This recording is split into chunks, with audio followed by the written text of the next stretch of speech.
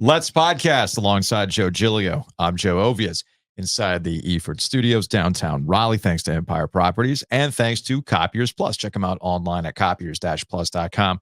I know we're getting into the middle of October. A lot of places just start to shut down and look towards the holidays and everything else. You might be doing an assessment on how things have gone for your company. I know you and I were doing that. Well, you were doing it yesterday. You're the business guy, checking out where things are. Good way to save money for your small to medium-sized business is to do an assessment with Copiers Plus. Check them out online at copiers-plus.com.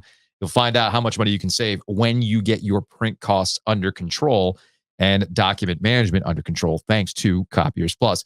Sometimes I feel like I have to get Giglio under control before we even start the podcast because I don't know where your internet rabbit holes take you from time to time. So as we were getting ready to start today's show, you just start to chuckle to yourself. And I pop up and I'm like, what's so funny? And you're like, yeah, I'm just reading this tweet about recruiting and it's just nothing but hope trafficking. And I went and found the tweet. This is a tweet from May 30th, dude. Yeah. It's from Kentucky Sports Radio. There's a good reason I found it, though. They're talking about Robert Dillingham, who was going to go to State. Now he's at Kentucky. I'll read the tweet real quick. Okay. He's a guard. This is from an On3 article. He's a guard like some of the guards you've had before. He has the speediness of a John Wall, the shooting ability of a Devin Booker type player. Rob Dillingham's coach at OTE tells KSR the 5-star is built for the spotlight at Kentucky. I mean, first of all, come on. John Wall, 1 of 1. Yes. The book. Come on. I know. Great shooter. I'm just laughing, though, because this started because Jack Pilgrim had posted about Mark Stoops basically has never beaten anybody at Kentucky. Yeah, that's fair. Right. And it was somebody called in and basically on his coach's show and was like, hey, why have you only have 2 wins over teams who finished with a winning record in SEC play? Mm-hmm. And Stoops was like, no, that's not a real stat. So Jack Pilgrim went through, did his homework, which I enjoy. And I ended up on his Twitter page, and then that's his pinned tweet. And I'm laughing because I was watching Kentucky football on Saturday, and I'm like, man, Kentucky's got a bunch of State guys. I forgot about Rob Dillingham. But really, John Wall and Devin Booker? But that's recruiting. Why stop there, man? Like, why stop there? Just like, he's got the heart of Michael Jordan. Oh, okay. He's got the handle of Julius Randle. He's unstoppable. Hey, man, that's how you make your money on those recruiting sites. You feed people. I totally understand that. You gas them up. I totally understand that. Maybe I should start a subscription-only Major League Baseball Raleigh type page where I just gas people up all the time. Like Raleigh has the heart of a New York City, but the upside of an Austin, Texas, and all those types of things. That's why we need baseball, which, by the way, I'm still getting shit for last week talking about Major League Baseball. I am kind of flabbergasted that just trying to have an honest conversation about. I think it was somebody had tagged us in. I think it was one of our listeners tagged us in some sports Triangle Business Journal about how like 95% of people want Major League Baseball here. That's not even what the question was. It was such a flawed question. I know it was a flawed question. Like, of course everybody wants Major League Baseball here. It'd be great. Who doesn't want Major League Baseball here? We're moving on. Let's move on from what would you call Kentucky? The Kentucky Wolfpack? There's so much State there. The Wild Wolves? Gosh. I don't know why I took that tweet to trigger me a little bit. To trigger that whole thing. Speaking of moving on, will the Carolina Panthers move on from Frank Reich? Buddy. Man, they show so much patience to Matt Rule that no, we're not there yet, are we? Is Frank Reich there? I'm gonna give you, I think you mentioned this to me, either you did this or somebody else did this in a text message, that Frank Reich might be going Costanza here. That was not me. That was not you? All right, maybe it was Luke DeCock who said Costanza mode. I don't know, but based on his press availability yesterday, I felt both bad and relatable with Frank Reich in having these meetings and also wondering. You know how I feel about meetings. I know how you feel about meetings. We'll get that in a second. I also feel like Frank Reich might just be kind of setting things up with, hey, man, it ain't me. I've been doing this too long for you to act like it's a me problem, okay?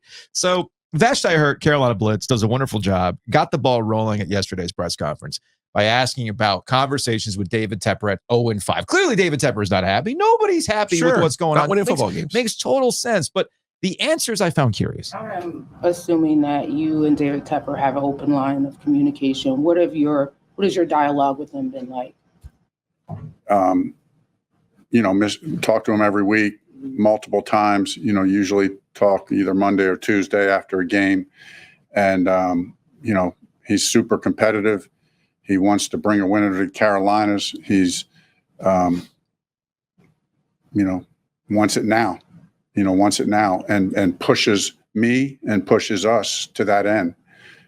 He wants to do whatever it takes and turn over every stone, churn it as much as he has to produce winning football. So I appreciate those conversations. They're always very challenging.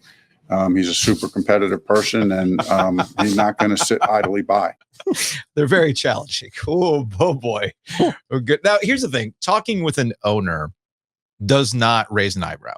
I'm sure that across the NFL, once a week, there are check-ins. Once a week? There's probably check-ins. It raises an eyebrow to me. Okay, fair enough. I mean, does that surprise you, though, based on what we know about David Tepper? Once a week seems like a lot. But you hate meetings now. No, but that seems like a lot. Okay. You don't think Jerry Jones is... Well, Jerry Jones is in every meeting, of I'm course. not sure you want to be Jerry Jones. Nah, probably not. And that's kind of where David Tepper is. This is a guy who learned from the Rooneys, who have had 4 coaches in 75 years. Which, like, quick aside. Did you learn anything from them? Quick aside, my brother sent me a TikTok of like the continued Matt Canada in the stuff. booth, just being like, right. And there was a clip making the rounds of as the Steelers were coming out of in the locker room, and Matt Canada's there, like, yeah, we won. And somebody just said, not because of you, though. That was from last year. Was that from last year? Yeah. Okay. I couldn't keep track. Regardless. Okay, to your point, yes, there are, but every owner is visible. Like, you have Woody Johnson with the Jets, highly visible. You have, it's a thing where there's only 32 of them. There's right? only 32 of them. They have their own cult of personality. The whole thing is a popsicle contest anyway. Exactly. So, yeah, I got you. So there's a reason why that man has brass balls on his desk. Sure. All right. Because it's really about it's a measuring contest all the time. Totally with you on that. So that aside, it's the tenor of the way Frank Reich is talking about these things that you can tell he's getting stressed the hell out because David Tepper's on it all the time and something's got to give. So somebody had followed up on what exactly is taking place here? Like, Tepper being involved. Yeah. Well, like Tepper being involved. What exactly are those conversations like? When you say David Tepper won't sit idly by, what does that mean exactly? I mean, get more involved in some way? I mean, No, I just think it's asking for things to happen. Well, listen, I don't want to speak too much for him, obviously, but there's different philosophies in ownership. You know what I mean? Some owners kind of stay away and don't engage a whole lot. Other owners do, and his philosophy is he's going to engage. And listen, it's only been a short experience, but it's been a really good experience. It hasn't been fun. It's not fun. Those meetings aren't. I wouldn't characterize them as fun meetings, but those meetings make me better, and I trust they make us better. Okay, I am going to, and Joe, this comes from your perspective that you hate meetings. You've always hated meetings. That's why we don't have They're meetings. performative. We don't have meetings at OG Media LLC. We do not. To your point, the one thing that I have noticed since we've gone on our own, I'm not against meetings, but I am against meetings that waste my time. All right. To your point about performative meetings, it's the one thing that I realized in stepping away of how much time we actually wasted going over stuff. Just going, like, we went over this already. Time in this meeting is taking away time of me preparing for a show or doing something that would be good for the brand, if you will. Doing a video with the Downtown Raleigh Alliance. Right. Those are things that we can do fun. when we're, you know what we can do today? Because we don't have meetings. Classic. That was fun. No, do you know what we can do today without a meeting? We can go to Witt Competition Center and go talk to Rod Burnmore for the show. Can't wait. Without meetings getting in the way, you know what else we can do? We can go to PNC Arena and go play golf with Seth Jarvis. There are times where Management just gets in the way because management feels like they have to justify their own existence. But there is something different about David Tepper. He isn't management. He's the freaking owner. Right. And when you're the owner, it's on you to have the ultimate vision for what you want this to be. And at some point, and I'll always find this fascinating, in not just football, but in all of corporate culture, corporate America culture, and we see this time and time again, the people making the decisions that affect everybody down the line never face consequences. And I guess when you're the owner of the Carolina Panthers or the owner of any sports team, it doesn't matter if you are the source of why things aren't good right now, because you'll just fire the next guy. You'll just trade away the guy you feel that isn't performing, or you will just sell the farm because you have to do things right now. There are no consequences for David Tepper for being the source of giving away the farm to go get Bryce Young when you didn't need to. Who pays the consequence for that? Frank Reich will ultimately pay for that. Scott Fitterer might actually be the next guy up, because that's where things are going, dude. They're not going to win this weekend against the Dolphins. No. They're going to get to the bye week winless. And I don't think that Houston game is a given. I don't think it's a given. No, I know they're playing Houston and Indy in consecutive weeks. So in theory, they'll get a chance to see the two quarterbacks that they passed over. Yeah. So I am of the opinion that first thing to fall is going to be Frank Reich's going to have to give up play calling. Okay. Now, I don't think that's a David Tepper source issue. I think that's simply Frank Reich's in over his head or paralysis analysis with all the all-star coaching staff and not exactly putting the Panthers in the best position to win by insisting on doing the play call. So I think that's the first thing to give up. If they're winless through the bye, I think Scott Fitterer is fired. Okay. Yeah, I mean, you just go through the playbook here. You know, the Panthers' biggest problem is they just don't have any talent. They don't. That's the truth of the matter. Which gets to who's been making those decisions. Well, David Tepper's been a part of it, obviously. I suspect Tepper's a big part of it, but, you know, Matt Rule was involved in that. Fitterer was involved in that. Well, we got rid of Matt Rule already. I don't think Reich has been involved in that, to be perfectly honest with you. This is where we get back to the Costanza. What did I say yesterday when it comes to coaches' press conferences? If you listen closely, they will usually reveal a little bit more than this boilerplate coach speak. And every time Frank Reich's been asked about personnel issues, he's kind of given away the game in that, hey, man, it ain't up to me. You know, my name's Pitt and I ain't in this, right? So here is Frank Reich being asked a follow-up question by Joe Person. Listen carefully at the end, which adds more credence to my point about how Frank Reich's just like, man, what do you want me to do? About Dave saying one to win now, we've also heard him say Rome wasn't built in a day. Is there an understanding by ownership that, you know, you're sort of beginning this process with a new staff and a new quarterback?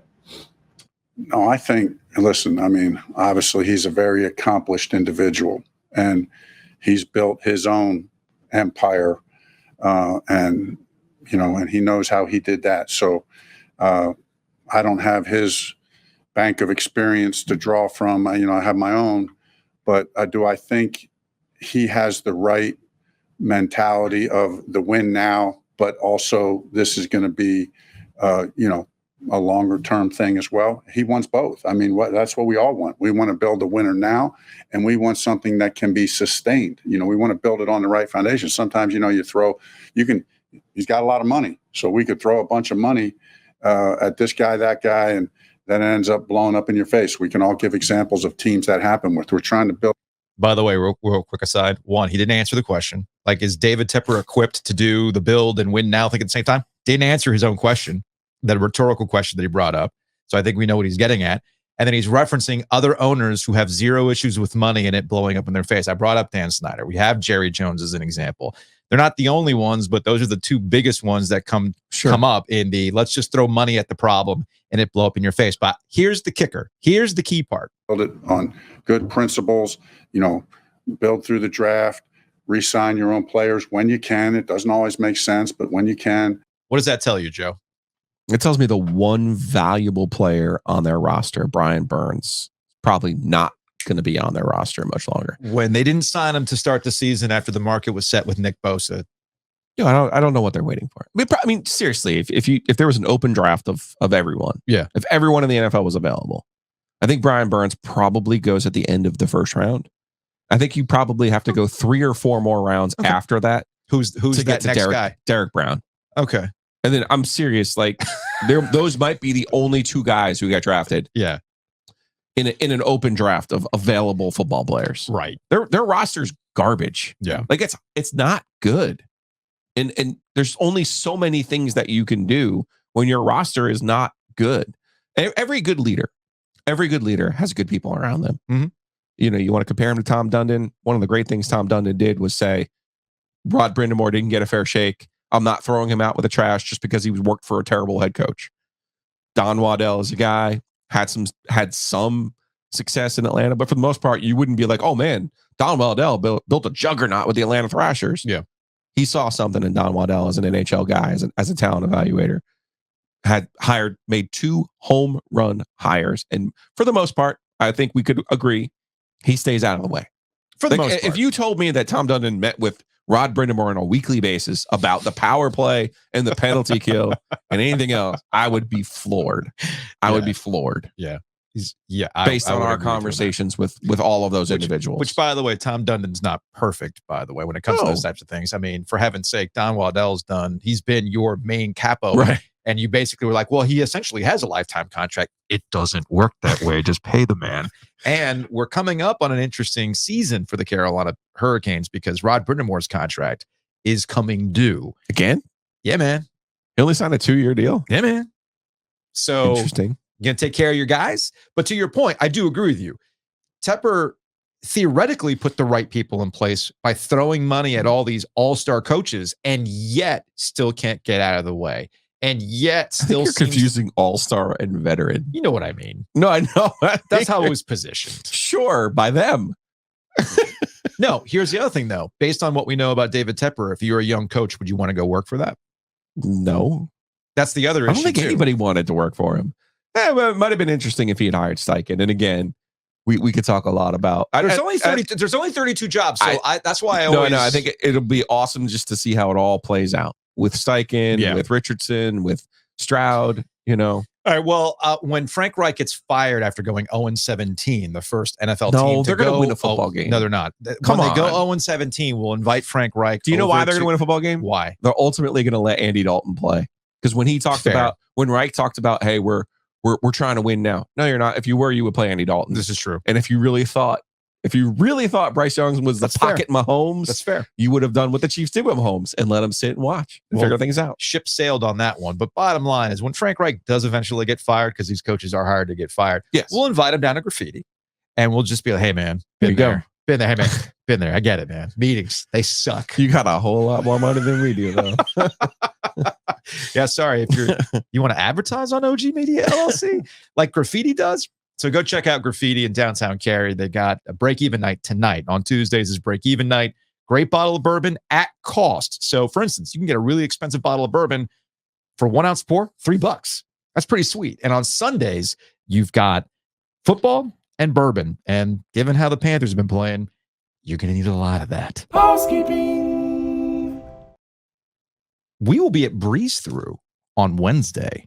Got my parka ready. Very excited about my hat. Very excited about this. Although there might be some blankets. We are going to get we're going to get an Olympia blanket, an ice machine blanket, a Zamboni blanket, even though they don't use Zambonis. That's neither here nor there. Because Breeze Through is got the freeze crew. So they're going to be the Breeze Through freeze crew. The people who get to sit on the machine while they go around the ice. Adam's so good. Breeze Through is going to be on that. Again, we're going to be at Breeze Through on Wednesday, 2:00 live show. Just keep that in mind. So with the Breeze Through, they got the Beer Cave, which we'll be doing the show from, and we'll also be hanging out in the parking lot at some point in time, right? We're giving away. Oh, you mean the tailgate? Yeah, the OG tailgate? Right? We'll be doing that, right? OG tailgate is going to be a Buffalo night where the Canes play Buffalo. That's our wings are better than your wings kind of night with my man Ryan Malley from Wings Over. Also, big thanks to Whitaker and Hamer for sponsoring Ovias and Giglio. Go check them out online at wh.lawyer. I feel like I should have talked to Whitaker and Hamer about contracts for snacks for the OG Golf Classic. I was under the impression you commandeered the snacks. So here you go, Joe. I brought you back some Nature Valleys for the kids. I don't want the kids to go Commandeer the snacks. Yeah, I don't want the kids to go hungry. Okay. I mean, I did leave you 2 cases of Hot Splash for Jessica. I felt like that was more important. I'm just saying. Kids, they don't care. The youths love 2 things. Yeah. Podcasts and bourbon. So Graffiti's got that thing right, man. They do. Graffiti has got that thing. They do. Right. They do. Also, want to keep you informed on some other things that are going on OG Media LLC. You can go check out a new episode of Young Gun with Dimitri Ravanos and Lauren Brownlow to get the Bryce Young perspective for this entire season. It's been terrible, but they'll find a way to make it somewhat entertaining because I really don't know how else to put it. It's been terrible, but they're making the most of it on Young Gun. And also, chicken salad, Joe. Chicken salad. I know. Also, want to tell you about our friends over at WUNC, North Carolina's public radio. They've got a new podcast called The Broadside. It's hosted by award-winning podcast producer Anissa Khalifa, and The Broadside explores history, pop culture stories rooted in the American South. Each week, the show goes beyond the headlines and explores a single topic impacting the region. And along the way, they zoom out and explain how it reverberates across the country. So check out The Broadside, your source for Carolina news and culture stories that might not make the front page, but definitely deserve a deeper look. The Broadside, go ahead, follow it, listen, wherever you get your podcasts. They come out every Thursday. Joining us on the Easter Automotive Group hotline is the head coach, Duke football. It's a football school now. I saw it with my very own eyes, Coach, before this game against Notre Dame, when you had game day in town, John Shire holding up his custom jersey at a press conference. I was like, I've been here 20 some odd years. I never thought I'd see the day. There it was. You've done the turnaround at Duke. Yeah, we have. John's obviously great, and putting football and basketball together is something we've talked a lot about, and that's all we're trying to do. I think everybody wants to make so much of this basketball school, football school. We just want to be a school with great athletics, and then we've been great in so many sports for so long. It's nice to see football kind of stepping into that realm and holding its end of the bargain a little bit. The one thing that Joe and I have discussed a lot in watching this team from last year to what we've seen so far this year is that you've instilled this belief. And sometimes I feel like that's underrated. The coaching staff believing, yeah, you guys should be able to compete. You guys should be able to win. And let's keep this going. In the aftermath of Riley Leonard's injury at the end of the Notre Dame game and the week off, how has that installation of belief bled through the program, knowing that, hey, you still have a lot of goals that you can meet?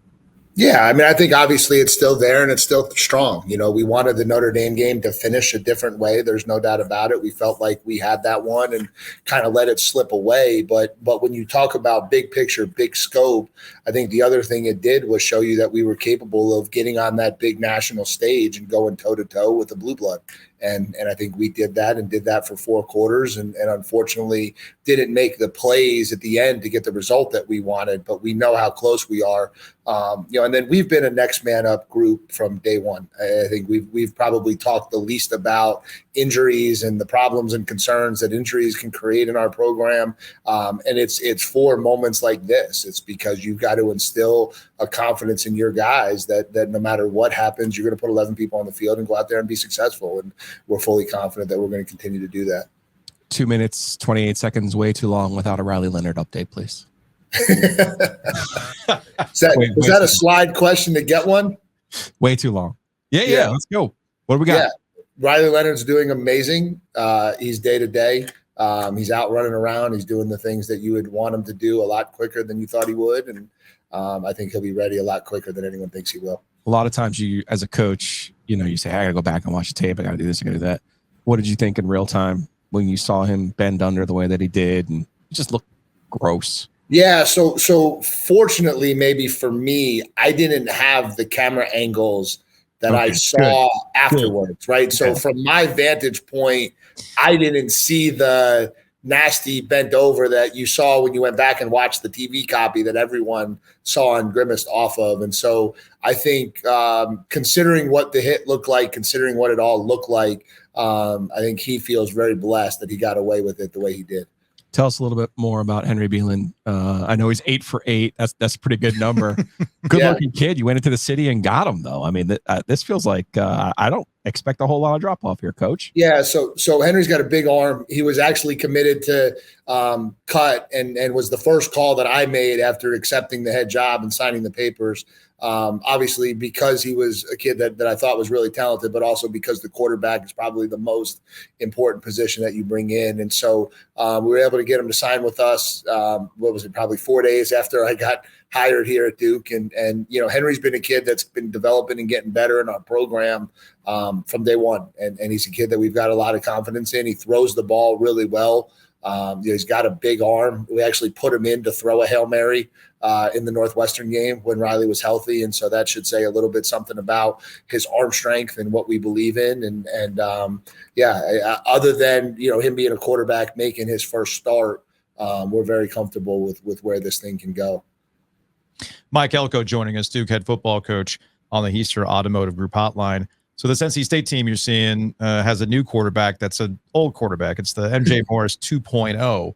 I'm assuming you watched Saturday. You're preparing for this week. What did you see different out of the Wolfpack with MJ at quarterback that you have to prepare maybe a little bit differently than you would have at the beginning of the season with Brennan Armstrong? Yeah, I just think MJ's got a really big arm. I think he's got a lot of arm talent. I think you saw that from the games last year as well. I think, he can make every throw. And when he's in rhythm and on and the ball goes exactly where he wants it to go, it looks like a high-level NFL draft pick.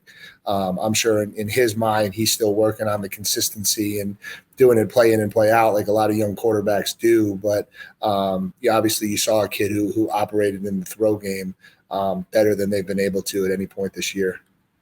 What is the secret, quote unquote, to your defense other than having a really good front? Yeah, one of the things we spent a lot of time on is keeping the other team out of the end zone. And we feel like every time we do that, they don't score a lot of points. But, that's strategy, man. That's a good strategy. Keep up with that. Yeah, no, I think obviously, listen, we were able to bring back a lot of guys in the defensive front, and that was critical.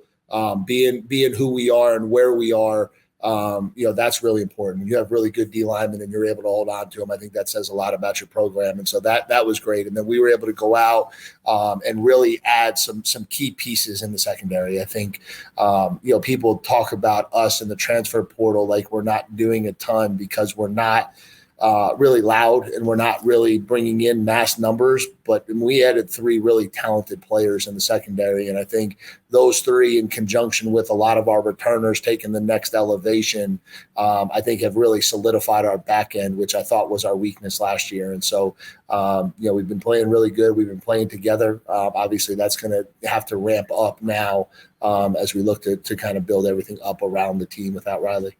I have 2 Mike Elko salesman questions for you. Which one would you like first? B. All right, let's go. Because Blades, his whole family, Miami. He starts his career at Miami. Well, I watched his dad in New York. Dad, cousin, uncle, you name it. Like Blade, you think of the Plumleys in Duke basketball, right? You see Plumlee, you think Duke basketball. Blades, you think Miami football. What was that sales pitch like to get him? Because I think he has been kind of a stabilizer for you, and how important that position is to have a quarterback back there. Yeah, I think fortunately there was a lot of familiarity with David Feely and with Ishmael Aristide, our corners coach. Both of them had come from Miami, and so there was a little bit of a personal connection that existed. I think he felt as though he was at his physical peak when he was working with Dave. And wanted to get back to that.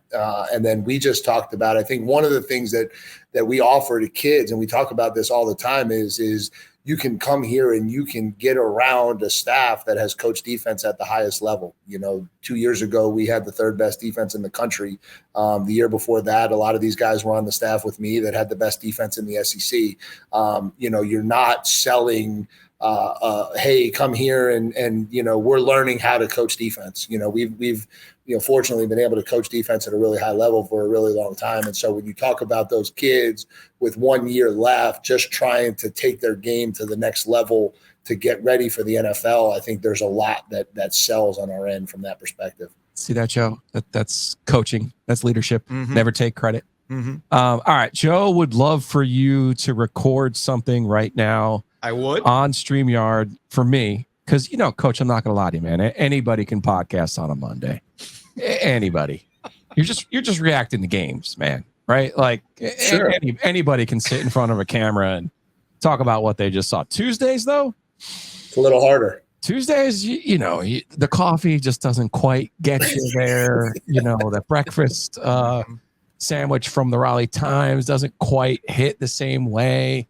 I need in your best Mike Elko, before you send your boys out to play Clemson on Labor Day, I got to know what on earth you told them to get them running out there like their hair was on fire, like the South Section 8 4A jersey title was on the line, man. Your guys played like screaming banshees in that game. So I need to know what you told them, how you got them going. Yeah, I think we spend a lot of time putting chips on our shoulder, and that's something that we take a lot of pride in here. And that's probably the Jersey and me, right? That you function a lot better in life when you got a chip on your shoulder. And so when you play those historical blue bloods, it's real easy. It's an entitlement. It's a 5-star mentality. It's a work ethic that our kids perceive they don't need that we have, and you kind of toil into all of those inner things and drive into them. Hey, this is your chance to go out there and show what you belong and what you're capable of, and this is why we do all of that. This is why we put in all that work. Are you a screamer? Do you practice? Are you Rod Brindamore? Is it just a snappy? I'm probably more animated than I am on a Tuesday podcast. Okay. Yeah. I think I don't act particularly well, so you're not going to get the best of me pregame mode when I'm just hanging with you guys. On It's the right mindset. Got to be in the zone. Yeah. But there's thought that goes into it, but I think most people would tell you that my pregame conversations are fairly genuine. That there's not a lot of shtick. I'm not a big shtick guy. I just kind of speak what's on my mind and speak what's in my heart, and usually the decibel elevates with each sentence, and by the end of it, we've put something good together to go out and play football. All right. I'm with you on that. All I'm hearing is that the jersey isn't all that strong in Giglio if he doesn't have a chip on his shoulder to prove me wrong on a Tuesday. Well, some people were born on third base, and when you're born on third base, it's harder to have that chip on your shoulder. I mean, I realize I still have the name tag on from the NC State Fair Food Media Day. All right. Yeah. It's no doubt who you're rooting for. You're probably on. I'm probably on with you guys with some type of backdoor messaging to steal some of the game plan. No. I was simply making the point that I just powered through all this fried food to be here, ready to go, and be hyped. And Giglio's still struggling, man. I just find that kind of funny. Anyway, struggles real, Coach. Have you been? By the way, have you been to the state fair yet? I have not. Unfortunately, it keeps popping up in the middle of this football season where I generally have some things going on. And then in an open week, you don't have time to just go and fool around, right? Like, what did you do on the open week?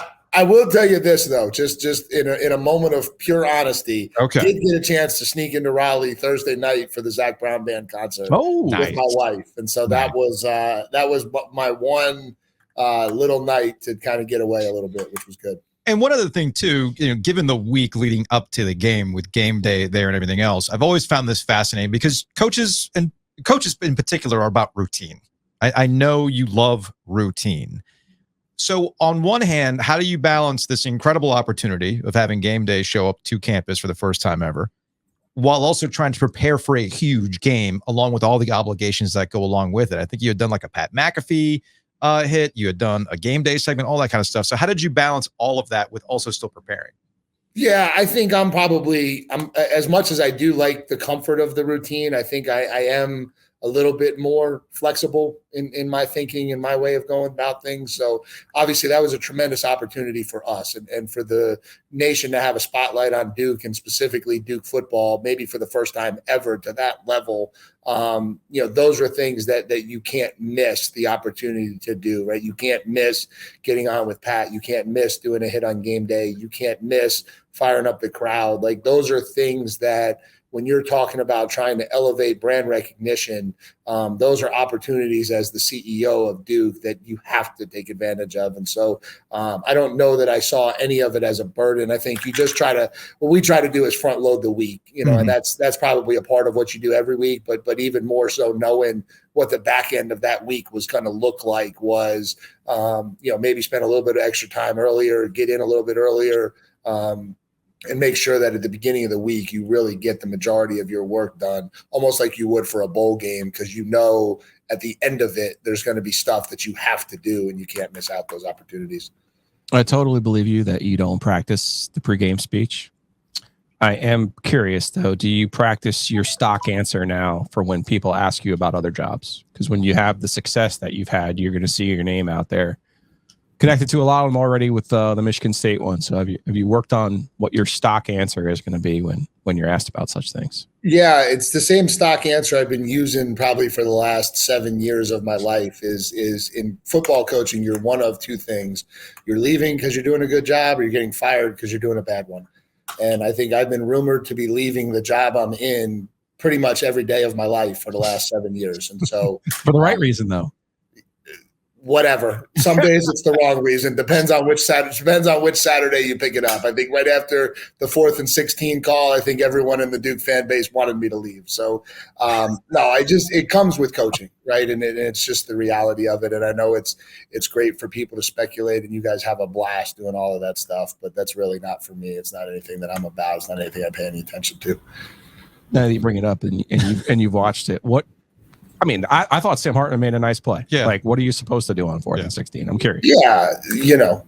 Not what we did because it didn't work. And that's something like, I think one of the things that is important for people and for fans to recognize is nobody beats themselves up more about a call that doesn't work than the person who made the call. And so when something like that happens, you think about everything you could have done differently. But, in the moment, all you can do is the call that you think is the best one. And I don't know that I would have changed it or didn't think it was the best one even coming out of the game. But, you certainly self-evaluate and reevaluate everything you possibly do. And at the end of the day, great players make plays, and Sam made a great play. And unfortunately, he got 17, and I wish he'd got 14. Mike Elko, head coach, Duke football. We appreciate the time as always. Good to catch up, and we'll talk to you later in the season. Yeah, appreciate you guys. I'm still waiting for our baseball stars match. I still have the TV ready to go. Come out by you? In the off season, that is still on the docket. Okay. I talked to Art about that, and I am ready. I have the game, just so you know. I have the game. I got to practice. And I have the Nintendo system. We just have to figure out when we do it. So this sounds a lot like late January content if you're not on the That's a good timing. January, February during the dead period, that seems to fit really well. All right. Well, we got you on record. We're going to make this happen. Which also means you're going to be at Duke. So we will talk to you later. Thanks, guys. Appreciate you having me on.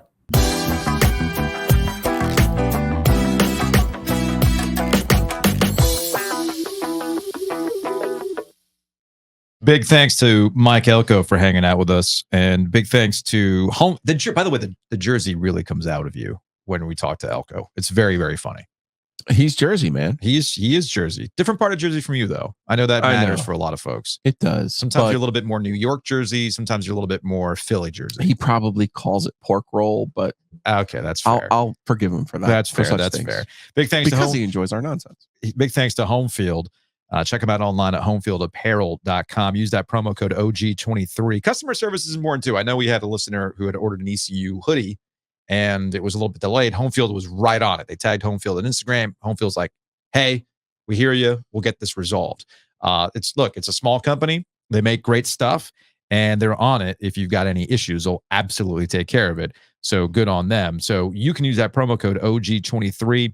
They just dropped some Campbell Camel stuff. They got some Duke stuff as well, which is always great. I think they dropped the new NC State Ringer tee a couple of weeks ago. That was pretty interesting. They got new stuff all the time. Their website's easy to use. You know, their app is easy to use too. That's what I use. I use the app actually. You know another website that's easy to use? Hometown Realty. myhtr.com. Buy, there's a button. Sell, there's a button. Mortgage calculator, they got that all worked out for you. And speaking of easy process, home buying can be stressful, man. Yeah. And selling a home can be stressful, which is why you need experts to guide you through it and not take less than what you know you can get for that house. That's all key. And that's what Hometown Realty could do for you. From my man, Barry Woodard, who's got 6 locations and more than 250 agents. 21 years of local expertise, serving the triangle from the triangle to the coast. Listen, they've got professional brokers who can help you navigate the up and down market, assist with incentives offered, and the best approach to obtain the best mortgage at the lowest rates. So you're pricing your home to maximize your equity, and they're offering resources to enhance specific marketing. Barry is on this thing. No kidding. I'm not sure I understood all of that. But you know what? They do. They do. They do. That's and the if you go to important part. myhtr.com, I understand how to use their website. Also, thanks to Butcher's Market. This is really simple. Oh, Food, man. delicious. Oh, man. All the goodies. Signature steak tips, delicious. Maybe you're not interested in straight up red meat. No big deal because they got chicken. They actually have, I told you about those portobello mushroom caps stuffed with the spinach dip. Absolutely fantastic. Absolutely love that.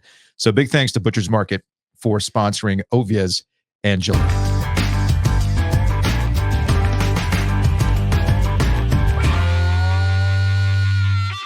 The Carolina Hurricanes are back in action tomorrow. They're opening up the season. And like I said, we're going to be at Breeze Through 2:00 live on YouTube tomorrow ahead of the season opener.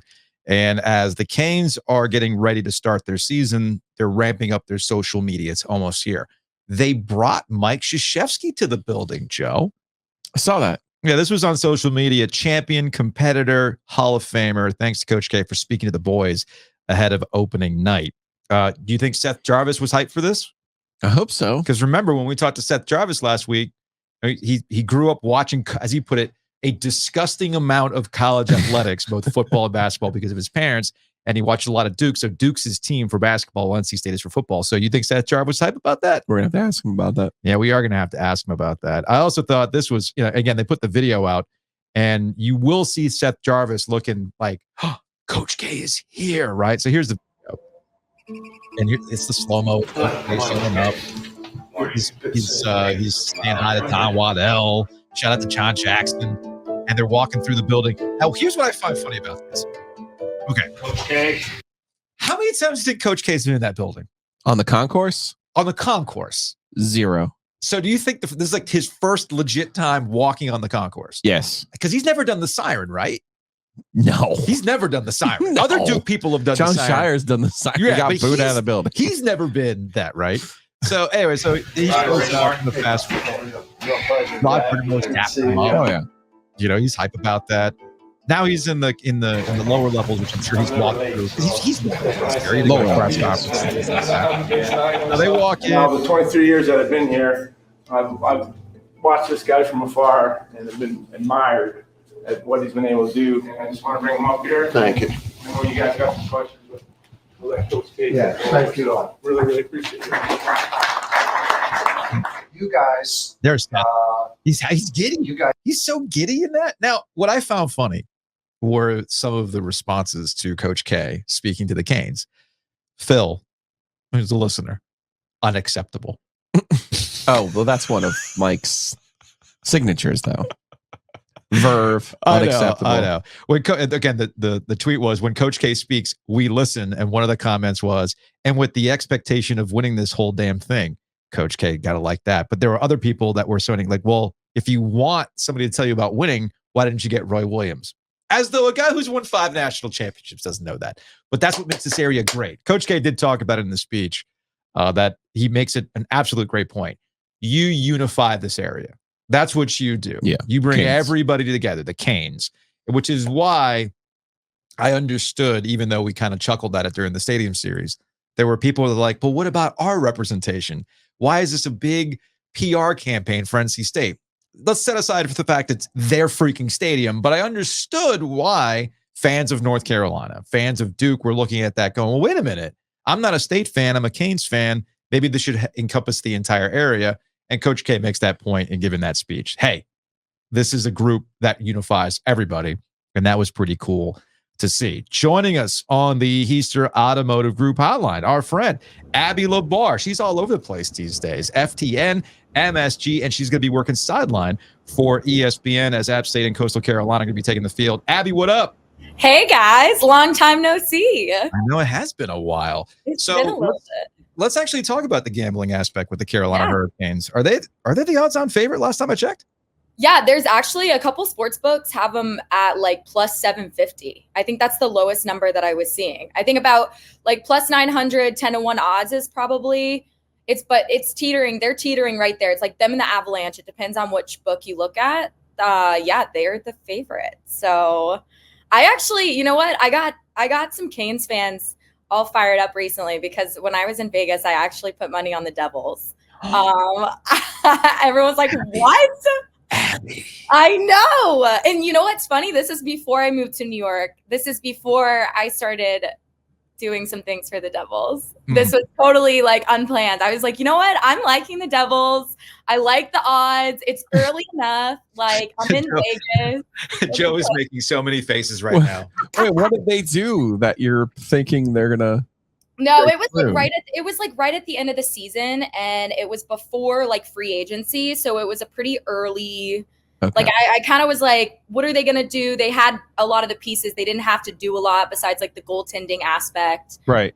But I like the young. They remind me a lot of the Hurricanes a couple of years ago, and so I feel like with how last season went for them, that's where I was like, you know what, I can buy into this because I saw like how the Hurricanes young guys really like bought in after they got to a certain round in the playoffs, and they were like, hey, we can do this thing. Like, yes, we're young, yes, we're inexperienced, but like, look how far we got. And it just says something, I think, too, to how these younger guys play with like an extra boost of confidence and an edge, knowing that they have been able to kind of do it. So yeah, I was like, okay, let's go. I'll buy into the Devils here.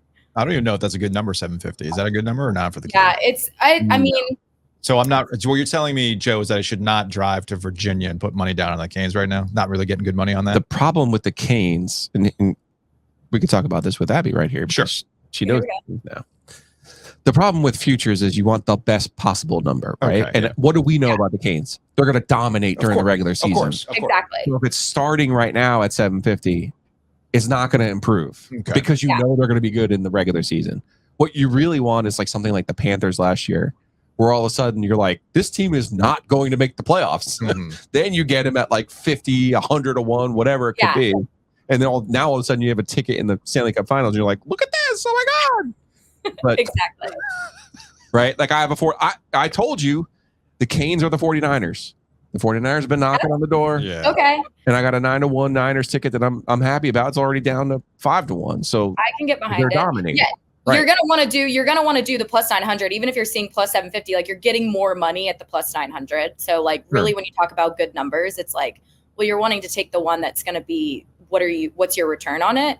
But the plus 750 is essentially to say like this is where some books have them like as the favorite. Like that's a low number. That's a pretty high favorite for a future when you're talking about like we're still this far away from the Cup final. So I think it's the same story with the Hurricanes. Like. It really is. And I think, again, it's ultimately going to be like the same. Yes, they made certain moves this offseason, but it's always going to come down to goaltending. Is everyone going to be healthy? Like, are they going to have that same grit? You know, it's the same thing. And credit, though, to Rod Brindamore, like, he's sticking with the system. He keeps the core guys. Like, eventually, the other shoe's going to fall. And well, I guess I don't know if that's the right terminology. To your but you know what I'm saying? Like, eventually, it's all going to work out for them. Is this the year? Well, sure. If everybody stays healthy, let's hope that it is, because that's ultimately what we keep coming back to with the Carolina Hurricanes. Yeah. What would the postseason have looked like had everybody been healthy over the last couple of years? You cannot plan for those types of things. That's just the way the cookie crumbles sometimes. My concern for the Carolina Hurricanes, we see this every so often, or we've seen this a little bit with the team, in that it's a grind and you can get bored and you can find yourself in a swoon there a little bit. And that's always that's when you get the ticket, when the swoon happens. Well, it's the way they play too. Like that, the style they play is like kind of aggressive and boring sometimes. Not necessarily boring, but you know what I mean? Like they're not scoring 25 goals. It's almost like it's bad for ratings. Yeah. Almost. It's almost like there's a hoodie that you can buy from breakingtea.com related to those types of things. So Abby, now that you're into the futures and odds and everything else, what were the odds of your first sideline gig for college football being App State versus Coastal Carolina? Did you have those odds? I would say 100-1. That's it. Should I go higher? I would have higher. A lot higher. Should I go higher? We should have gone higher on that one. Maybe. Yeah, I probably should have. Yeah, probably. But no, I'm pumped, guys. Like, I love being back in North Carolina. Has been great. I grew up an hour and a half from here. I always say the Charlotte area, but it's called Denver, North Carolina, for those who don't know. Mm-hmm. Very small town. So there's not much to do in Denver. You're either driving 45 minutes to Charlotte or you're driving 45 minutes to Hickory. And more of my friends were, country. Let's just say I had a camo steering wheel cover for a little bit. And so I was always driving west. And so I did spend a lot of time. I actually thought I wanted to go to App State for a second. I spent a lot of time in Boone in high school. I think I even dated a guy that ran track. All right. I haven't gotten over the fact that you had a camo steering wheel at one point in time. Yeah, it was pink camo. I actually one time in my life I did have a Southern accent too. And then I was like, I want to do this TV thing. And then I kind of had to get rid of it a little bit. Raleigh helped some. You're not the first person to tell me that. Shout out to Jeff Bradley. They would not put Jeff Bradley on television until he got rid of that Oxford, Eastern North Carolina accent. The biggest thing he did was they allowed him to leave the voicemail message for the greeting for the newsroom. And they would not let him on television until he got rid of that thing. So I understand where you're coming from on that one. All right. So real quick about tonight's game. Shout out to Paul Beam. He was a former Carolina band member who had tweeted out earlier this year that App State hasn't played a normal game in September ever. Okay? It's insane. So they had App State yet had another one of those Septembers. Things seem to be calming down. Where are the Mountaineers right now? Yeah, Coach Clark literally said that yesterday. Let me just say, first of all, talk about a head coach that's just so humble, down to earth. He's a pure football guy, but he's just very so welcoming. We really enjoyed our meeting with him yesterday. And he literally was like, this is App State football in September. And he was laughing about it. At this point, it's and he's and a part of him is you know what, this is also great. This is college football. As tough as it's been for us, we are doing all the right things. The Wyoming game, the statistics of that happening are insane. And he's like, I'm a by the book guy. So I know all the scenarios. I know the situational circumstances and what I'm supposed to do as a coach. And you're looking at all of that. And he's like, and I'm going by the book. And then something like that happens. And it's just he's like, that's college football. And it really is. And I think it lightens things up a little bit. They are a good program. Their quarterback, they really there was a big quarterback battle in the offseason. And the guy that actually won was the freshman that got sidelined in the first game. So then they ran with the California JUCO kid, Joey Aguilar, and he's just been, I think, a blessing for the program. They really have bought into him. And so, that you look at their numbers, you look at how they're playing. They went toe to toe with UNC. They dominated ECU, and that's what the defensive coordinator was telling us yesterday. He's like, I was driving to the stadium, and I'm trying to think of what am I going to talk to the guys about tonight? What's my message going to be? And he's like, last game, I actually wasn't happy with it. And despite how all the endings have been, whether it's a win or a loss and how crazy it's been, I feel like we've really played super well. And I want my guys to understand that, forget the outcomes and all the wildness that's happened. We are a good football team, especially the defense. We're a really good defensive group, and we need to lean on that and look at that perspective and try to not allow everything else. But it brings you together as a team. I mean, you talk about the resiliency and all the classics that come with that. But I'll tell you what, it's been entertaining. And Coastal Carolina's kind of they haven't dealt with the crazy endings, but they've been a good team as well statistically, but they're shooting themselves in the foot. So they're 1-5 in field goals, which is crazy. And then, their turnover margin is negative. It's not great. And so that's kind of been talking with Coach Beck. It's hey, we're also a good team. It's just we unfortunate circumstances have happened to us. And so I think tonight we're going to see two really well-coached programs and two teams that have a lot of guys that play for each other. And so I think it's going to be fun. I'm like, is there going to be there? I honestly would not surprise me if this thing went into like double overtime or we had some crazy ending as well. But I think that gets everyone excited for it. Yesterday, Joe revealed his epiphany about how TV people like get you, more information than me. No, yeah. But Joe always thought like I'm getting all this information, and he's realizing, wait a minute, the TV people are getting all this information. Is that true, Abby? You get more information than Joe? Is that what we're finding out? I don't know. Joe gets some pretty good information. Say. There was some information that you did miss, though, that I'm not sure how you missed. But anyways, I think, I mean, the coaches' meetings are really good. The coaches' meetings, we do get a lot of really good information. I mean, we're not like, can't share it all. Like you share it, right? Right. You're like, I don't care. I'm going to talk about this. Exactly. Yeah. But yeah, you're in a different position. So that makes sense. We get a cool day. I mean, they're all like, especially teams like this, like you're talking about the Sun Belt Conference, like they're really selling their program. And you're playing Tuesday night football, Abby. You got to sell the program somehow, right? Yeah, of course. Well, so you're really, they're really pulling out all the stops, and you really get to know them. And no, I enjoyed yesterday. Frank Ponce is also, he was fun to talk to as well. So. Well, it's good to catch up, and we'll talk to you once we get into the middle of the cane season for sure, because we got to check in on some more gambling stuff.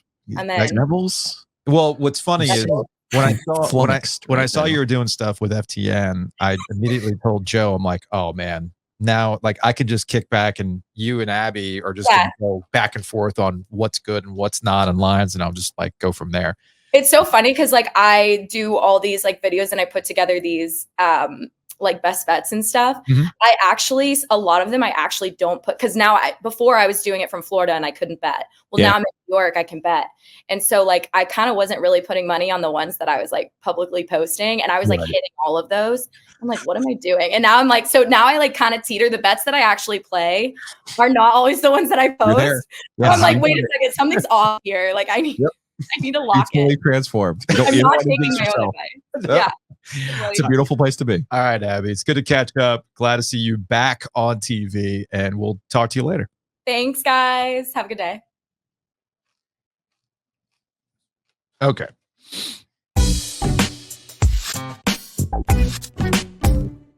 You snacking there, bro? I am hungry. Do you have breakfast? I did, but I have breakfast at like 5:00. Yeah, your sleep pattern still confused the hell out of me. Then again, I'm not a breakfast person. I don't really do breakfast. I have coffee and I just kind of keep it moving. I know. Mosquito Authority, Pest Authority. Hit them up, bugsbite.com. Mosquito Authority actually came to my house last week. Really key. Customer service always matters. And they're not just showing up, spraying, and getting the hell out of there as quickly as possible. They ring the doorbell. They knock on the door and say, hey, what are the areas of concern? Anything that we should be looking at? And I always appreciate that because I remind them, yes, my house. Got to cross a bridge, a little fire pit area where we talked to Sebastian Aho. That needs some spraying. They're like, cool, got it. And then they keep it moving. I appreciate that about Mosquito Authority, Joe. Here's what else you should appreciate. Go to bugsbite.com, punch in your zip code. You're going to get a bunch of offers, ways to save money, because Hayes Lancaster believes in his work, doesn't believe in contracts, but he does believe in deals. So go to bugsbite.com and you'll see all of those deals right there for ways to you to save money on your mosquito season package for 2024. Also, big thanks to Matt Davis at State Farm. Check him out online at insuregarner.com, theoginsurance.com, or give him a call directly at 919-779-8277. I forgot the person from the OG Golf Classic, but they said they had gone over to Matt Davis and saved some money. So, already. Saving simple, folks money. It's that simple. So just hit them up right now. Yeah, give them a call, 919-779-8277. We've got the Ring of Fire coming up too. Mm-hmm. Maybe we'll get some insurance just to make sure. And I know your stomach's fine, but you know how I can get. Dude, after the NC State Fair Media Day, I'm not so sure. Taking some breaks.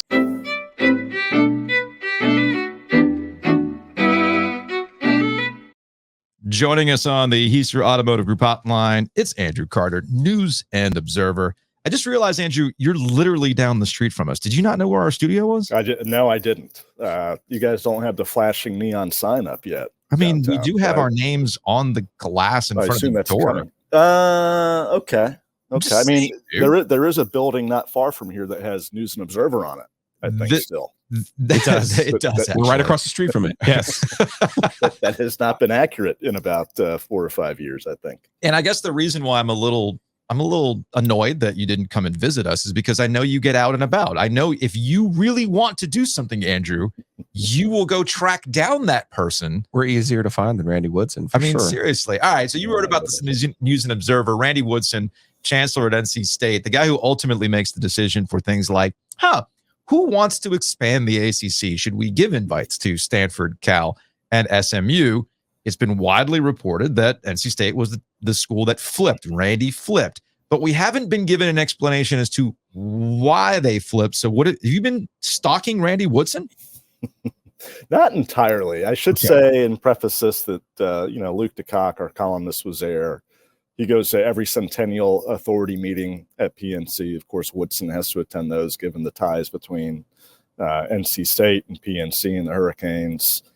And so Luke texted me that day and said, hey, Randy's here. I'm in the meeting. I'll try to make a go at him, but might be good if maybe we have somebody outside. And so Randy's MO at these things, and Brian Murphy, who you guys have talked to a bunch over at RAL, he's made a go of it pretty much every time. He's been diligent. And Brian got Boo Corrigan recently at a faculty athletics committee meeting that I've been going to all these meetings the past couple months, and that was the one I missed. and Boo talks, so that was funny how that went. But yeah, Luke texted me, wound up waiting outside. Randy normally skirts by questions and tries to rush out as quickly as he can. And I was waiting for him. I think it's important for a person in his position, the leader of the largest public school in the state, at least the largest ACC public school in the state, casting the vote that ultimately decided things. And yeah, some people have made the point that, every vote counts equally. Why not track down Nina King at Duke? Why not track down other folks? I mean, it's because NC State played a pivotal role in this, and that's been well documented. It doesn't happen unless NC State changes its mind about expansion. And so I think Randy should address it. I think he owes people. I think he owes alumni. I think he owes the athletes who are going to be affected by this at NC State. Again, it's a public school. He gets paid a lot of money to make difficult decisions and answer tough questions. And so that was the reasoning behind being out there in the hallway trying to give him the opportunity to talk. I've tried so many times with Randy. It was like an inception moment for I me. know you have for sure over the years. Yeah, I mean, and the only thing that rankles me is when people, like you said, go talk to Duke or Wake Forest. Duke and Wake Forest, as private schools, have every right to tell us, go pound salt. Yep. I do not think North Carolina and NC State have that right. I think they have. They should be held accountable. And North Carolina has at least been. They put out statements for heaven's sake. Andrew wrote in his story, yes, North Carolina has explained their stance. It would be perfectly acceptable for NC State and Randy Woodson as the leader of NC State to explain his stance. This is the same query I had when he voted for Mark Emmert's contract extension as the president of the NCAA. Why did you vote for this guy who's clearly an inept leader? Yep. And he still has never answered the question why he voted for Mark Emmert. So this is par for the course for Randy Woodson, and good for you for trying to get an answer out of him. And it makes me, I'm sure it's not like some huge nefarious behind the scenes plot. Maybe it is. Insert evil laugh here. But it does make you wonder, what really went down. The more he doesn't want to talk about it, to me, the more suspicious I get. The more it's what are you hiding? And I think that's sort of a natural reaction. Let me put it like this then, because typically, and I'll go back to our conversations with Holden Thorpe, former chancellor at North Carolina.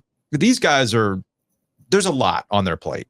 Sure. All right. And typically they are the ones who are presented with the information, and then ultimately they're going to make the decision.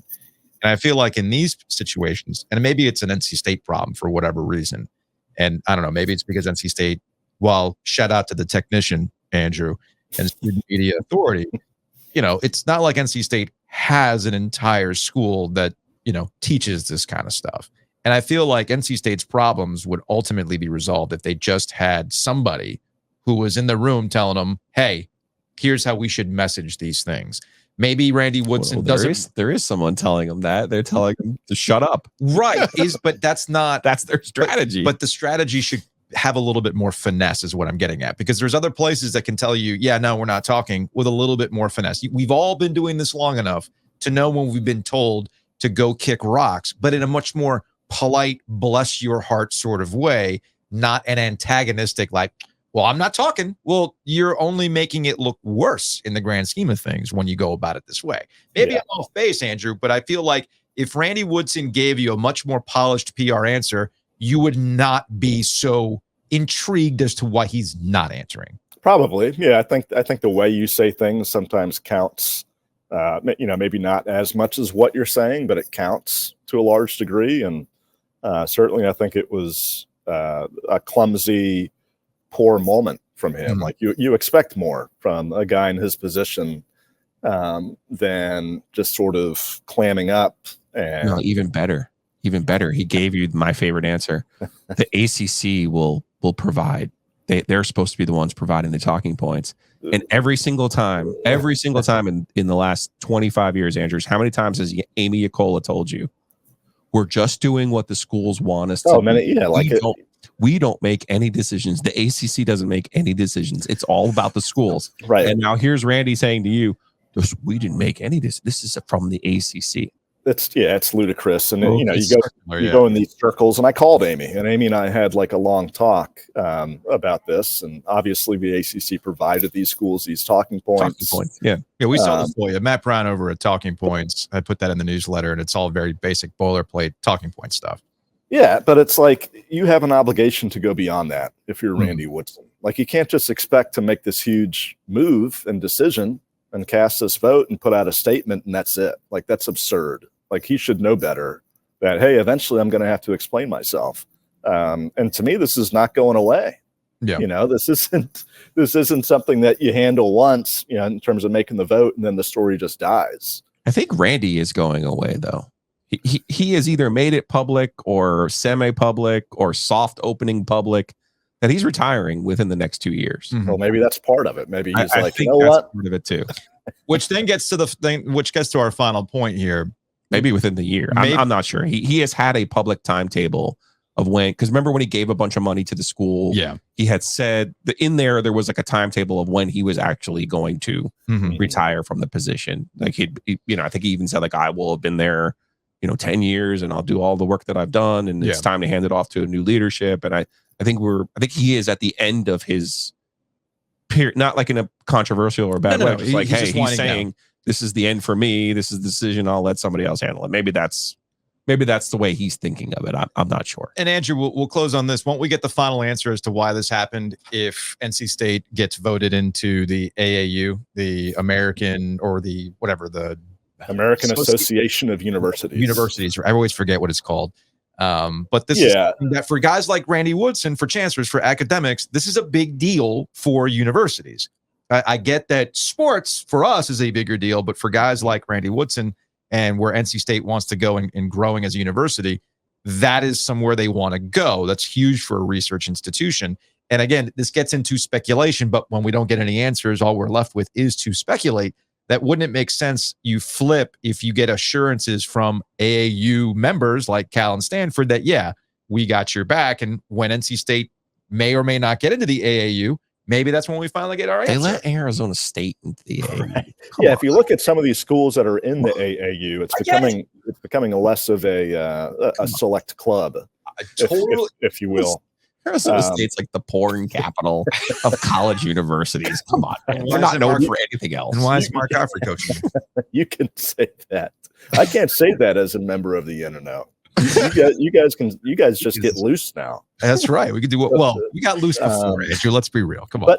But I think that makes sense. But I think there could be some other aspects to this in terms of I think it's conference just association. I think it's just a short term. Hey, there's a little bit more money involved for us. That helps us.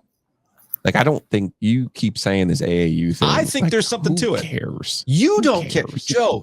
But you don't care about it. Presidents do care. I get that you don't care about it, but these guys do, man. Just like I care about certain things. If they cared about it, they would have tried to have done it before now. Well, you don't think they have been? I don't know what they do. They don't tell you what they do. Well, there is that too. All right, Andrew, we know you got to go, man. All right, guys. You got some field hockey breakdowns to do. I'm very excited about that. So we'll talk to you later, man. All right, man. We'll see y'all. Next topic, please. Hanging out in studio with us, unlike Andrew Carter, who's literally down the street. Steve Wiseman apparently can come down the street and hang out with us. What up, Steve? I like the in-person thing. Older, smarter. You know. Oh yeah, that's experience coming through. But Skinny's got his way. There's nothing wrong with Skinny. No, you're right. You're right about that. Ohio State fans have a way about them too, and they have a problem with me. Yes. What did you do, Steve? When Oklahoma beat Texas, remember I had Texas third last week. Yeah. I put Oklahoma third. Okay. And I didn't move Ohio State up. After they beat an undefeated team by 20 points. Oh, Maryland. Oh, but okay, so we'll get to that in a second. You got some emails. Yes. This is from a guy named Bert. That is why Coach Day went on an Ohio State against the world rant. They beat a good, undefeated Big Ten team by 20 points, covered the spread, as we know that's important, and you move a team that wasn't in the top 10 to number 3 ahead of them. What's up with that? Ohio State against the world, Steve. Yes. Here, this is a long one. Goodness gracious. We don't have time for all that one. About the 20 points, though. Let's get to that real quick. Yeah. At some point, don't we have to have an honest conversation about what Ohio State is that's going to bite them in the ass? They were fortunate to beat Notre Dame. Yes. That was Marcus Freeman, time and place. Right. Like, hey, man, you got to... Marcus Freeman's probably happy with Mario Cristobal going, oh, man, I'm off the hook for one of the more boneheaded decisions in this college football season. But Ohio State under Ryan Day has a pattern. They play with their food for the first half, and then the second half comes around, and then they start to put the hammer down, which is cool, but that's ultimately what bites them in the ass in the end. And if we see this tendency, that doesn't make you one of the best teams in the country, in my opinion. That's right. And, again, we can go back to Maryland, too. Like, they were unranked for a reason. Like, I saw them have to mess around in the fourth quarter to beat Virginia, right, on a Friday night a few weeks ago. Right. Not good. Not a good look. But, yeah, Ohio State, yes, they win. They won by 20. They covered, but they weren't great in that game. They haven't been. They played Indiana earlier this year. Kind of the same thing. So, and then also Oklahoma. If you want to talk about that, they beat Texas. Texas has wins over Alabama and Kansas, 2 other ranked teams. So that's a pretty impressive win to me. And I've been kind of slow on the Oklahoma train. Like, I didn't hop on early. As I had them be. 19th or 20th, and then then they won. Okay, then I'm up to like 11th or 10th, and then boom. Now they're here. So now we'll see what they do from this point forward. We still don't have enough data. Like, why are these? I guess I understand they're fans. They're fans. And they're from Ohio State. Mm-hmm. I get that. Ohio State and Auburn and Florida, always the 3 worst schools to deal with. But Ohio State gets to play Penn State. They get to play Michigan. You got your chance. Doesn't matter what Steve Wiseman thinks. Like, seriously. Yep. Like, and that was my answer. That was my answer. Yeah, man. Like, you got plenty of chances here. Let's just simmer. Yeah, there was another email here from IMC. This is from a guy named Bill that you got, Steve. Yeah. I'm seeing lots of biased decisions in yours and other voters when it comes to the SEC. They can have close games and no punishment. Texas should still be 1 above OU or 1 below. Excuse me? You do have to account for who won, right? Yeah, I'll never understand that. Yeah, I can't. Like in a head-to-head matchup like that. I don't care if it was a close game or not. One team won, and there has to be a consequence, for that. Okay, it's different if one team has 3 losses, the other has 1 loss now, and but we're not at that point of the season yet. I think Bill gets to the heart of the issue. Yeah, he makes good points here. I've been seeing this as a recurring theme when it comes to Michigan specifically. Bill writes, Michigan is being rewarded way too much for their weak schedule, not a top 4 team. Joe, you're high on Michigan. I've seen people going in on this on the YouTube and whatnot. In fact, that ding that you just heard is another YouTube. I'm not making this up. That is another YouTube comment about your Michigan take, Joe. I think Michigan's going to win the national championship. I think they're the best team in college football. But you do have to account for their schedule and who exactly they've beaten. They haven't beaten anybody in 3 years. Well, there is that. So it doesn't matter. Yeah, that's part of it. Okay. Your path is part of it, and how you absolutely beat the dog shit out of teams is part of it too. Like Ohio State is like, oh, hey, like Notre Dame just lost to Louisville. Louisville beat Notre Dame at their own game. Yes. So if Ohio State had did that to Notre Dame, I'd be like, yeah, man, cool. Ohio State, awesome. Great job. Good work. That's not what happened, though. And that's another point I brought out, too, was that win over Notre Dame looks worse, not better than it did 2 weeks ago. Yeah, that's fair. You want to be mad about Steve? Be mad that he still has Georgia number 1 because you beat Devin Leary. Finally, come on. they finally did something. Stop. Well, it ties back to our conversation to start the podcast. All they're doing is beating the NC State All-Stars. Come on now. I mean, come on, Steve. Kentucky. Speaking, Wayward home for NC State transfer. Where's Ryan Harrow when you need him? Already there. The pioneer. I mean, heck, John Wall kind of is a state guy. Kind of, sort of. Kind of, sort of. Pack, bro. Speaking of the pack, we got Duke and NC State on Saturday. The blood feud. Yeah, man. Yeah. I know you always like to point us out from the pandemic game when nobody was there and you could hear everything on the field. They did not like each other. I had no idea. It's no serious. So you've been in practice, right? They let you in practice. You're seeing the backup. No, right? I mean, in the preseason, we got to watch some practice. Not no season starts, Elko shuts it down. We talked to Mike Elko earlier in the program, and he talked about the back. Like, look, it's one of the first guys that I wanted to sign when I got the job and all this other stuff. I think sometimes we forget that Riley Leonard came out of nowhere. Riley Leonard was not the original plan for the Blue Devils, so it is interesting to see. Okay, now that you kind of go back to what you thought you'd be with the team that you have. I still like the Blue Devils' chances the rest of the season, especially against the Wolfpack on Saturday. I mean, their defense is still pretty salty. Yeah, and they're going to get Miles Jones back, who didn't play the last 2 games, the cornerback from A&M. So that's a big help. But yeah, I mean, Henry won't be able to do everything Riley Leonard does, and Riley Leonard's had a great season. There's no question about that, and a great little run here for 2 years, year and a half. But and it's not to diminish what he's doing, but Henry can step in if it is him, which. I'll be surprised if it's not at this point, but you know how the game's played. Yeah. When it comes to injuries and everything, but Henry can do some things too, and he's a lot better. He's got a pretty strong arm, and when I saw him against Lafayette, admittedly, but he can move the ball. He can move in the pocket a little bit. He do something with his legs. He's got skills. He's just young. Okay. Steve Wiseman, News and Observer. Should we get him in trouble with your dad first? Or? Yeah, by all means. Did you vote for Miami? No. Good. No, good. They shouldn't be. No, not after that. I'm sorry. Gross. You can put them back in if they beat North Carolina. Yeah. Yes, absolutely. Not after that crap. No. Absolutely. Actually, I would even punish them another week. Like, I'm sorry. No. You still shouldn't be ranked because I still can't get over the fact that you didn't take the kneel down formation. Even if I didn't take a knee, just losing to Georgia Tech. Distance to yeah. By the way, I'm glad you brought that up because now it's bubbling back up to the surface.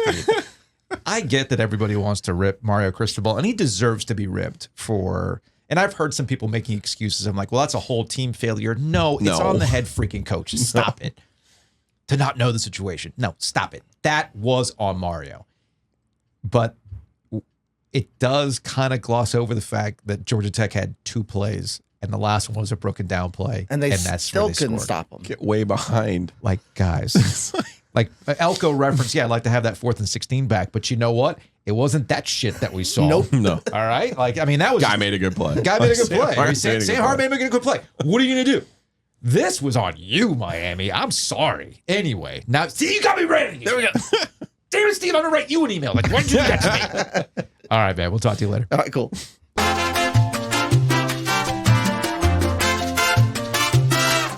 Of course, every time we talk about college football, we are thanking Wings Over. Wings Over Raleigh, Wings Over Chapel Hill, Wings Over Greenville. I'll be hitting Wings Over this Friday.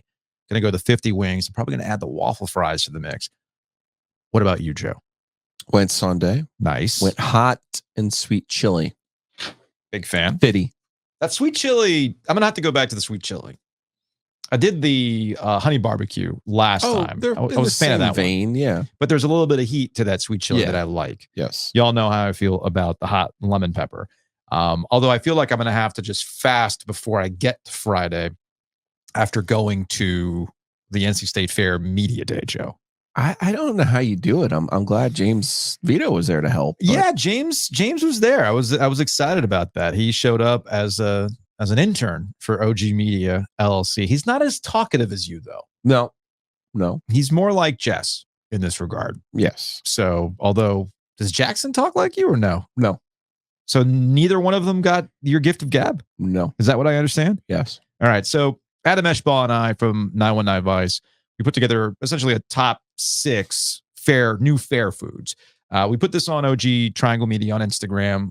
We also were going to put it on YouTube Shorts here in a second. If you're watching on YouTube right now, I pulled up the Instagram account real quick just to highlight some things. I don't have, so this is the snow cheddar chicken, all right? So this is, you don't want to see me eating right now, but the point is, maybe you do. I don't know. Maybe you're into that sort of thing. So these snow cheddar wings, they are basically big fried Korean style fried chicken wings. Okay. Right? Different than what you get at Wings Over. Those are traditional buffalo wings. These are different in the flavor combinations. They essentially put cheesy poof powder on them. And they're messy, but it's a flavor combination I did not realize I needed. Then there was the slop bucket. This is from Lawrence Barbecue. This is the thing that James tried. It has fries on the bottom, and then you've got barbecue, coleslaw. It's fries, barbecue, mac and cheese, coleslaw, and baked beans, all on a tray. Okay. It's essentially a garbage plate with barbecue, and James was intrigued by it. He actually liked it. Then there was the walking tachos, which was tots, fried chicken, Doritos, Fritos, or some Cheetos. It depends on what kind of bag you wanted to use, and then cheese on top of that.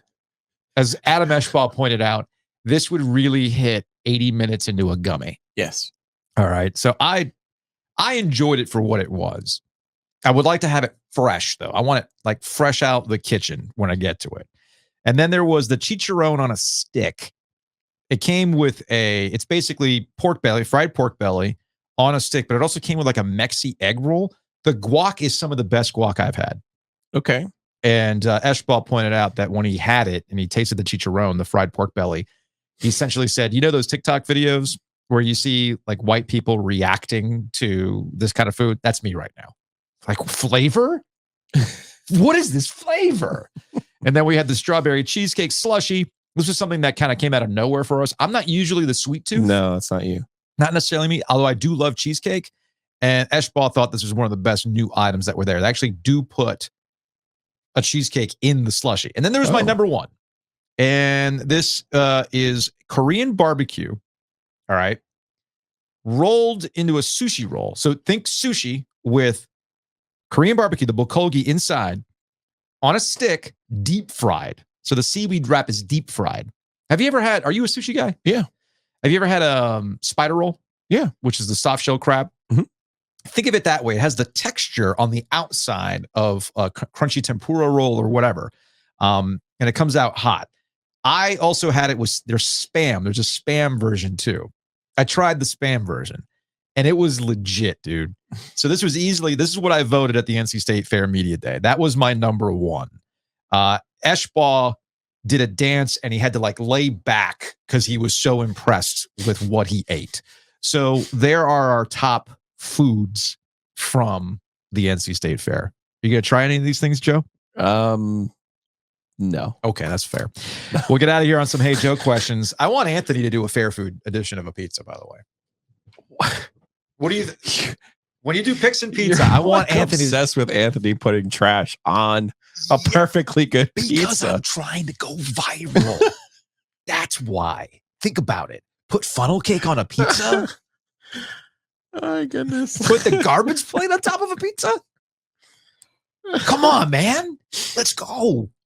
You don't think so? Okay, It has fine. to be a sanctity to the pizza, sir. I know. You guys take your pizza very, very seriously. So big thanks to Anthony over at Oakwood Pizza Box. We'll get out of here on some comments from YouTube. I said yesterday that North Carolina is the ACC's most complete team. You did say that, yes. I said that. And then you put it in a headline, and then I was like, let's see if the Florida State people are paying attention. Yes. And some other ACC Because I was kind of people. like, I didn't say that. I said it and I believe it. And I think the key difference comes down to Drake May that ultimately puts him over the top, which I guess gets into nuance. So Robert, Okay. I had a couple people pointing this out, essentially saying, Here he goes. Your analysis of UNC being the most complete team is flawed. UNC is a one-trick pony. Let's not go that far. Without Drake May, UNC is just an average ACC team. Apparently in the ACC, if your NIL bucket lets you buy an elite QB and a couple first-round wide receivers, these players can make an average ACC team look good relative to average ACC play. Not true as an example in the SEC. Alabama went into A&M with just an average QB in Milroe, and the rest of, where does he go here? Anyway. Is that in English? The YouTube comments sometimes go pretty crazy. Okay. Aggies had it all, 105,000 at Kyle Field, 12th man, cadet court, home field, but with an average game manager QB, Alabama kicked Aggie ass. So you really do need to think through your terms of most complete. My argument to that is, what does that have to do with anything in the ACC? That I do not know. To that end, if I have two thoughts on Alabama's not even good. Two thoughts on this. First and foremost, Carolina would beat Alabama, just so you know. They would. They would beat this Alabama team. Okay, that's fair. That's fair. But how would they do it? Why could they do it? Is it because they have a really good QB? Well, it's a little bit of everything. This idea that, if maybe not a kicker. So if you take away one of their best players, they're not that good. But they have one of those. It's not like deep analysis that you think it is. When you do, we'll take that player off the team. Are they that complete? Well, that's part of the equation that makes them really freaking I also think good. Marion Hampton's a lot better this year. Agreed. Their offensive line's a lot better this and year. their defense, That's not a one. Their defense is also better this year too. Defense which is competent. Important. Yeah, that's all they were asking for, man. Yeah. So I do think that North Carolina is looking scary for the ACC the rest of the year. I don't know if Florida State is that complete offensively. Defensively, they are better than North Carolina, but I'm not so sold on Jordan Travis. You can sell me on shoulder issue, whatever it is. It's not so much Jordan Travis as it is Trey Benson, because they were not able to run the football against Clemson. So if they can run the ball against Carolina, though, I think Florida State's the best team in the ACC. All right. So that's going to wrap it up for today's edition. We will see you Wednesday. Again, key programming note. We are live. Wednesday, we are live on YouTube, 2:00, because I know I've been getting some complaints about inconsistency in publishing. I hear you, but I need to do a better job of letting you know when things might be a little off. So tomorrow is a good example of that. We will be live from the breeze through at 2:00. If you're a podcast listener, that podcast is not hitting until the afternoon, but highly recommend you watch us live on YouTube tomorrow starting at 2:00.